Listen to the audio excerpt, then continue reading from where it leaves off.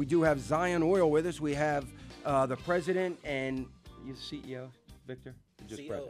COO, Chief Operating Officer and President Victor Carrillo. He says it much better because he rolls that R, which as an Italian, I should be able to do that, but I'm not real. So I'm going with Carrillo. Victor Carrillo, and it's great to see you, Victor, and I'm so glad that you're back on the program. We also have Lee Russell. Lee Russell is the senior scientist, geologist that is working on the projects with Zion Oil.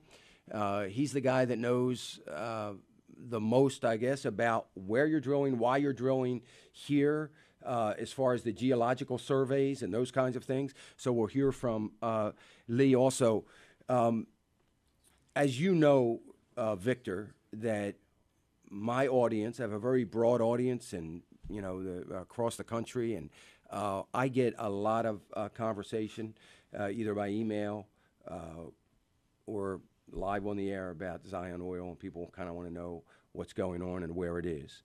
And something happened yesterday that is going to be a pretty good asset for you guys moving forward as you move forward. Tell us about that. Sure. Well, first, Dan, it's good to be here at NRB with you. It's always good to see you. I think we were last together here. I think a couple years ago. I'm not sure. And, that's right. Zion has supported NRB over the years. And, of course, as you know, we are very pro-Israel with our headquarters in Dallas, and we're a publicly traded company. But all of our operations are in Israel. So I go over there frequently. Our offices are in Caesarea. We have about half our staff in Israel. So we certainly believe that those who bless Israel will be blessed. Amen. And we try to do that in many different ways. But, yes, yesterday was a banner day for Zion, I would say. We have our booth here, and we flew in the CEO of Viking Services, which is a oilfield services company, international oilfield services company, active in many areas throughout the world, including in Turkey, including in Hungary, and many areas of the Middle East included. And we signed an MOU, a Memorandum of Understanding, for really cooperation between the two organizations, and most specifically to acquire a rig, the rights to a rig that they own, to ultimately move it into Israel to drill our next well. It's a deep drill capacity rig, and it's really cementing the relationship that we've been developing with Viking for many years. The CEO, Dustin Gwynn, has become a good friend. He's a believer, and that's very important to us. Oh yeah, they're a absolutely. Western company, and there's an eye toward ultimately a Viking and Zion forming Zion Drilling, a separate private entity in the future that would first lease, but then purchase a rig, and then we could use it for Zion's purposes, certainly, but when we don't, then for other drilling activities in Israel. And those activities are increasing. I can share a little bit about that. So tell our listeners where you think. So obviously you've signed this memorandum of understanding with the idea that this year there's going to be some drilling beginning, and where's that going to be? Certainly. And why is it going to be there? Sure. And what's different about this hole compared to some of the other sites? Sure.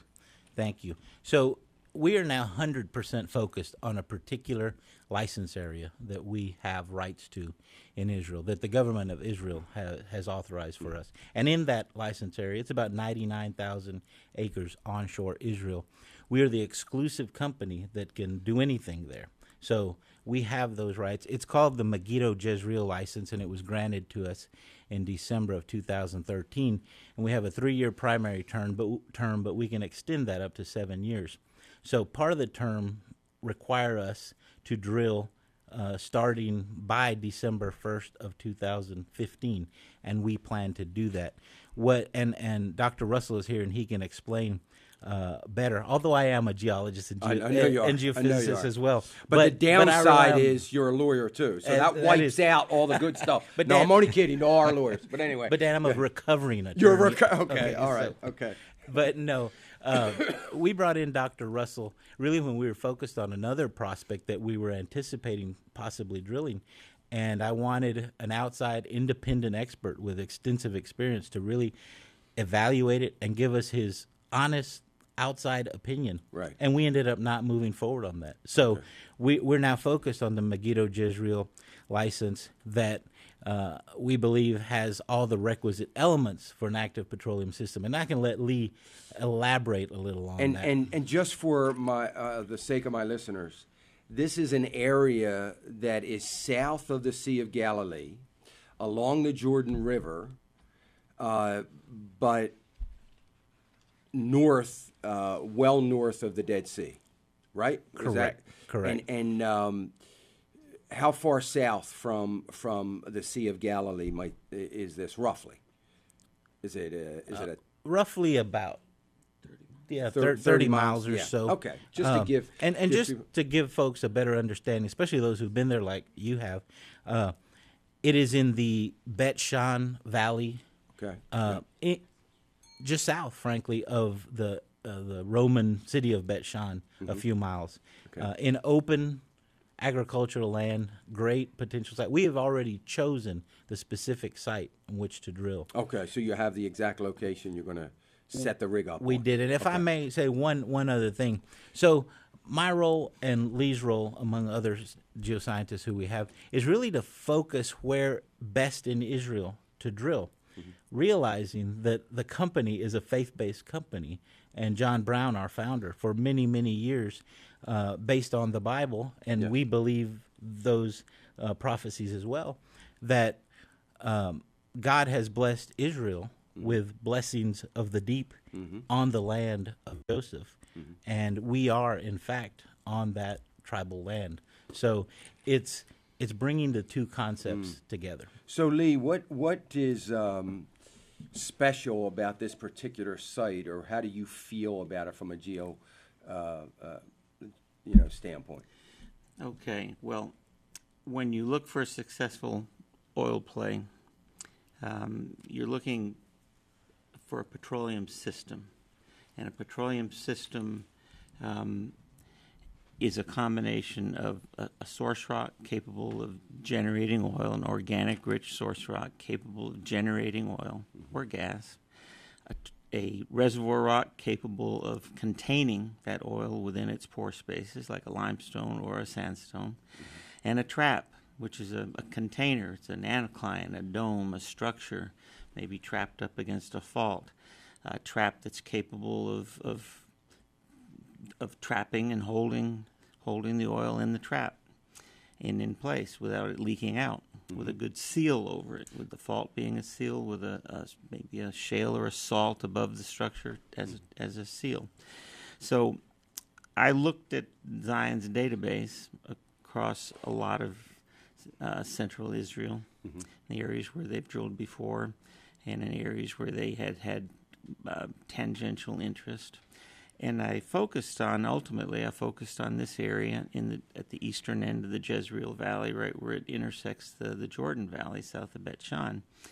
And there is a deep basin along the river. And within that deep basin, we think there's a good likelihood that we have a source rock. And it's deep enough to have buried that source rock to a level where you have matured it to actual liquid hydrocarbons that would migrate out of the deep and go looking for a trap. And I've mapped on the seismic database that Zion has, and I go about my work just like I did when I worked for majors over my 38-year career, with the same technology, with a digital seismic database on a workstation dual-headed computer workstation, and I've interpreted the data and mapped it and have defined along with our staff in Caesarea in Israel, in cooperation of the team effort, we've defined a structure that looks viable, and it looks like it has trap integrity. And within that structure, we think that there are multiple layers, multiple levels where we have reservoir potential. So this area has all the natural ingredients for a successful hydrocarbon play.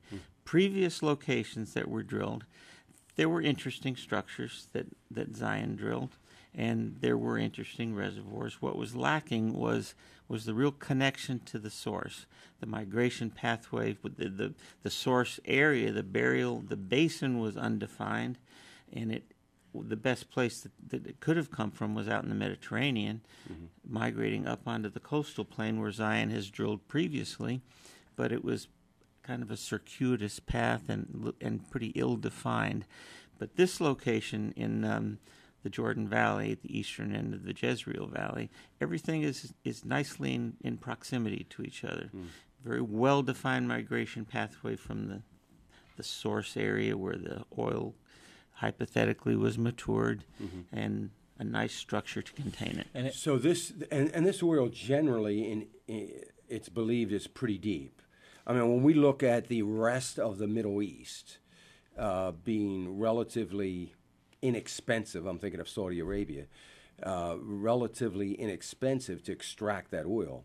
Right. This is a little bit different, isn't it? Our objective depths are, I'll say, about 4,000 meters, which is 4 to 4,500 meters. So we're at 13,000 to 14,000 feet. Wow. So the company has drilled deeper than that, up to over 19,000 feet, and this would be just under 15,000 feet.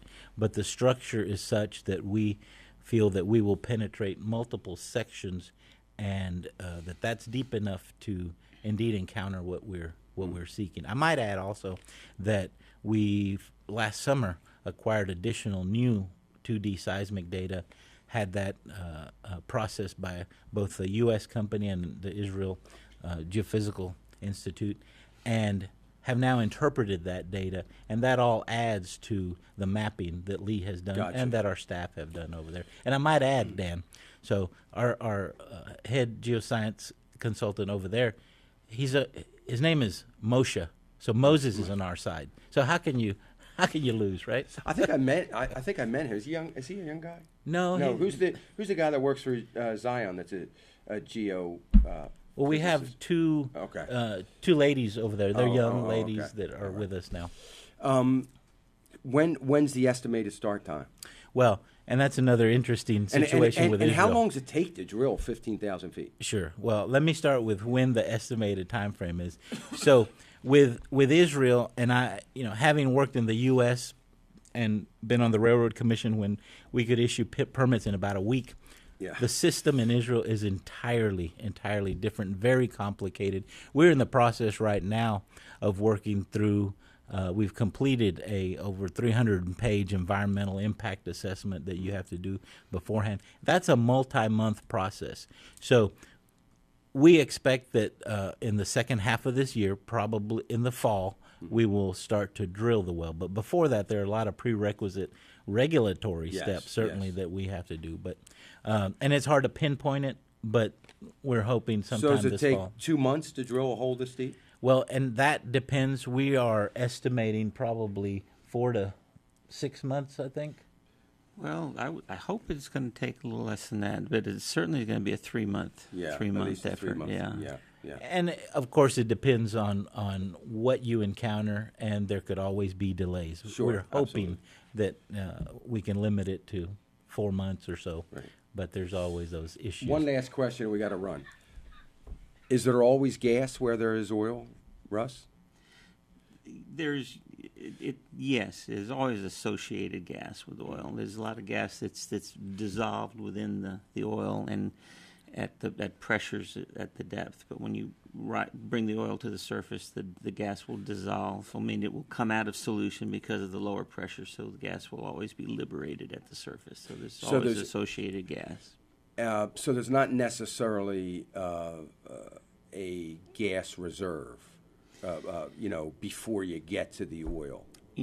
There are uncertainties in the effort, and depending on the actual nature of the source itself, when we encounter the source rock, we'll be able to know what kind of organic material it is, and it might have some gas potential. So we could have a mixed accumulation. Okay. And Dan, I'll say our focus is clearly oil. That's our I know. But absolutely, a wonderful natural gas field would be fantastic. Energy is energy, and either thing's going to bless Israel in a powerful way. And I'll encourage your listeners to go to our website, zionoil.com for more information. And let me just say as we close, Zion Oil has a stock purchase plan, correct? Correct. Directly through Zion Oil. You can find out information about that at zionoil.com. Zionoil.com. So if you don't have a broker, if you are not, but you and you don't want to buy stocks, but you would like to participate in this, one of the ways you can do that without going through all the rigmarole, I guess, of getting a brokerage account, you can go direct to Zion, like a lot of companies have. You go direct to Zion for a stock purchase. The symbol is ZN, by the way. Victor, I sure appreciate it. Russ, thank you so much. Of course, I talk about Zion Oil on a regular basis. I have a lot of questions. I get a lot of questions. Zion Oil is a company that I do do whatever research data is available. I do it on. I have about 170 companies that I actively research at an absolute minimum of on a quarterly basis. It's usually more than that. And Zion is one of those, and I look forward to the day that we can announce that Zion Oil has richly blessed Israel, and we have a great find. I thank all you guys. I thank you guys for being with us so much. Come back and just give me a call and say, hey, I got some good news. I got some bad news. I got some things that I think I have some news, and let me know. I'd love to have you back.